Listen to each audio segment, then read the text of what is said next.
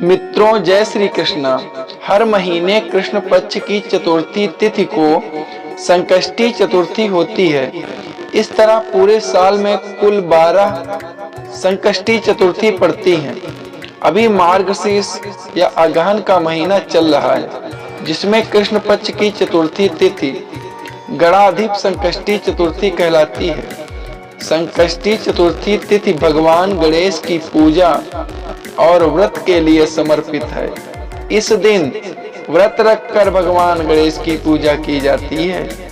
मार्गशीर्ष की संकष्टी चतुर्थी के दिन किए पूजा व्रत के फल से समस्त संकटों का नाश होता है। इस साल संकष्टी चतुर्थी गुरुवार 30 नवंबर 2023 को पड़ रही है।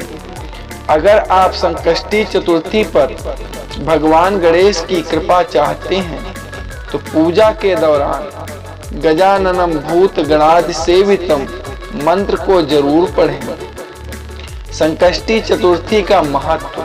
संकष्टी चतुर्थी पर भगवान गणेश का पूजन किया जाता है। मान्यता है कि संकष्टी चतुर्थी का व्रत करने से मनोकामना पूर्ति होती है और कष्टों का नाश होता है। विवाहित स्त्रियां इस दिन व्रत रखकर पति की लंबी आयु और सौभाग्य की प्रार्थना करती हैं। आर्थिक संकट से मुक्त और संतान प्राप्ति के लिए इस चतुर्थी को फलदायी माना जाता है। इन बातों को हमेशा ध्यान रखो। संकष्टी चतुर्थी के दिन संकष्टी चतुर्थी का व्रत रात में चंद्रोदय के बाद चंद्रमा के दर्शन और अर्घ्य देकर ही खोले, क्योंकि चतुर्थी व्रत चंद्रमा को अर्घ्य देने के बाद ही सफल और संपन्न होती है। संकष्टी चतुर्थी का व्रत के दिन नमक का सेवन बिल्कुल न करें। आप फलाहार व्रत कर सकते हैं। संकष्टी चतुर्थी के दिन भगवान गणेश की पूजा में भूल कर भी तुलसी न चढ़ाएं, इससे भगवान नाराज हो सकते हैं। संकष्टी चतुर्थी पर मूषक चूहा को नहीं सताना चाहिए, क्योंकि मूषक भगवान गणेश की सवारी है, वाहन है। इस दिन महिलाओं को काले रंग के कपड़े भी नहीं पहनने चाहिए। शुभ कार्य या पूजा पाठ में काले वस्त्र पहनना अशुभ माना जाता है। संकष्टी चतुर्थी के दिन घर पर मांसाहार भोजन न पकाएं और ना ही खाएं। गणेश मंत्र गजाननम भूत गणाधि सेवितम का जाप करें। से गजाननम भूत गणाधि सेवितम कपित्थ जम्बू फल सारवच्छितम उमासुतं शोक विनाश कारणम नमामि विघ्नेश्वर पाद पंकजम। गजाननम भूत गणाधि सेवितम कपित्थ जम्बू फल चारुभक्षणम उमासुतं शोक विनाश कारकम नमामि विघ्नेश्वर पाद पंकजम। कथा। पौराणिक एवं प्रचलित श्री गणेश कथा के अनुसार एक बार देवता कई विपदाओं में घिरे थे। तब वह मदद मांगने भगवान शिव के पास आए। उस समय शिव के साथ कार्तिकेय तथा गणेश जी भी बैठे थे।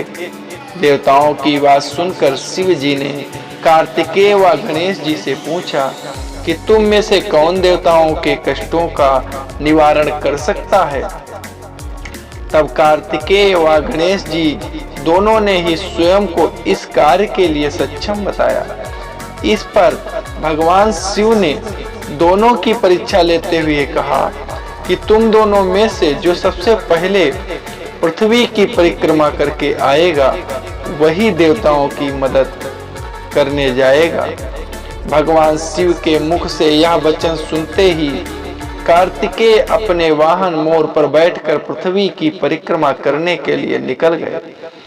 परंतु गणेश जी सोच में पड़ गए कि वह चूहे के ऊपर चढ़कर सारी पृथ्वी की परिक्रमा करेंगे तो इस कार्य में उन्हें बहुत समय लग जाएगा। तभी उन्हें एक उपाय सूझा। गणेश अपने स्थान से उठे और अपने माता पिता की 7 बार परिक्रमा करके वापस बैठ गए। परिक्रमा करके लौटने पर कार्तिकेय स्वयं को विजेता बताने लगे।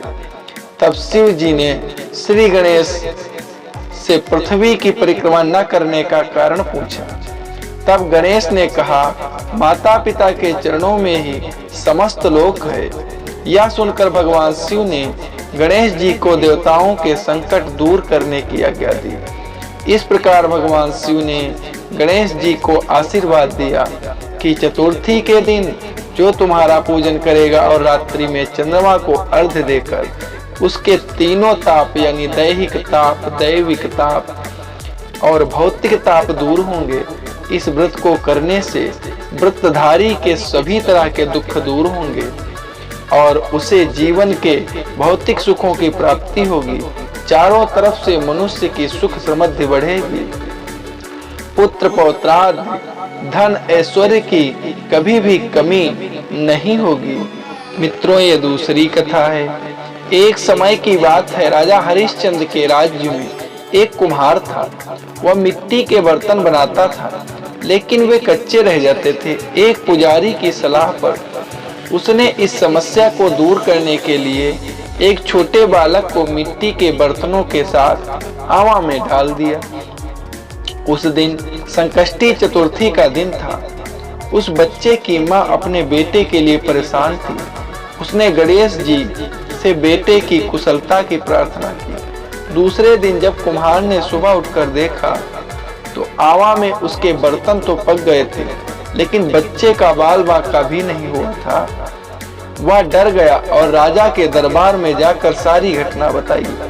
इसके बाद राजा ने उस बच्चे और उसकी माँ को बुलवाया तो माँ ने सभी तरह के विघ्न को दूर करने वाली संकष्टी चतुर्थी का वर्णन किया। इस घटना के बाद से महिलाएं संतान और परिवार के सौभाग्य के लिए संकट चौथ का व्रत करने लगी। मित्रों, और ये अब तीसरी कथा सुन लीजिए। एक समय की बात है कि विष्णु भगवान का विवाह लक्ष्मी जी के साथ निश्चित हो गया। विवाह की तैयारी होने लगी। सभी देवताओं को निमंत्रण भेजा गया, परंतु गणेश जी को निमंत्रण नहीं भेजा गया। कारण जो भी रहा हो, अब भगवान विष्णु की बारात जाने का समय आ गया। सभी देवता अपनी पत्नियों के साथ विवाह समारोह में आए। उन सब ने देखा कि गणेश जी कहीं दिखाई नहीं दे रहे हैं। तब वे आपस में चर्चा करने लगे कि क्या गणेश जी को नहीं न्योता है या स्वयं गणेश जी ही नहीं आए हैं। सभी को इस बात पर आश्चर्य होने लगा। तभी सबने विचार किया कि विष्णु भगवान से ही इसका कारण पूछा जाए। विष्णु भगवान से पूछने पर उन्होंने कहा कि हमने गणेश जी के पिता भोलेनाथ महादेव को न्योता भेजा है। यदि गणेश जी अपने पिता के साथ आना चाहते हैं तो आ जाते। अलग से न्योता देने की कोई आवश्यकता भी नहीं थी। दूसरी बात यह है कि उनको 1.25 मन मूंग, 1.25 मन चावल, 1.25 मन घी और 1.25 मन लड्डू का भोजन दिन भर में चाहिए। यदि गणेश नहीं आएंगे तो कोई बात नहीं, दूसरे के घर जाकर इतना सारा खाना पीना अच्छा भी नहीं लगता। इतनी वार्ता कर ही रहे थे कि किसी ने एक ने सुझाव दिया, यदि गणेश जी आ भी जाएं तो उनको द्वारपाल बनाकर बैठा देंगे कि आप घर की याद रखना। आप तो चूहे पर बैठकर धीरे धीरे चलोगे तो बारात से बहुत पीछे रह जाओगे। यह सुझाव भी सबको पसंद आ गया तो विष्णु भगवान ने भी अपनी सहमति दे दी। होना क्या था कि इतने में गणेश जी वहां आ पहुंचे और उन्हें समझा बुझाकर घर की रखवाली करने बैठा दिया। बारात चल दी। तब नारद जी ने देखा कि गणेश जी तो दरवाजे पर बैठे हुए हैं, तो गणेश जी के पास गए और रुकने का कारण पूछा। गणेश जी कहने लगे कि विष्णु भगवान ने मेरा बहुत अपमान किया है। नारद जी ने कहा कि आप अपनी मूसक सेना को आगे भेज दें तो वह रास्ता खोद देगी, जिससे उनके वाहन धरती में धंस जाएंगे। तब आपको सम्मान पूर्वक बुलाना पड़ेगा। अब तो गणेश जी ने अपनी मूसक सेना जल्दी से आगे भेज दी और सेना ने जमीन पोली कर दी। जब बारात वहां से निकली तो रथों के पहिए धरती में धंस गए। लाख कोशिश करें परंतु पहिए नहीं निकले। सभी ने अपने अपने उपाय किए परंतु पहिए तो नहीं निकले, बल्कि जगह जगह से टूट गए। किसी की समझ में नहीं आ रहा था कि अब क्या किया जाए। अब तो नारद जी ने कहा, आप लोगों ने गणेश जी का अपमान करके अच्छा नहीं किया। यदि उन्हें मना कर लाया जाए तो आपका कार्य सिद्ध हो सकता है और यह संकट टल सकता है। शंकर भगवान ने अपने दूत नंदी को भेजा और गणेश जी को लेकर आए। गणेश जी का आदर सम्मान के साथ पूजन किया। तब कहीं रथ के पहिए निकले। अब रथ के पहिए निकल तो गए परंतु वे टूट फूट गए तो उन्हें सुधारे कौन।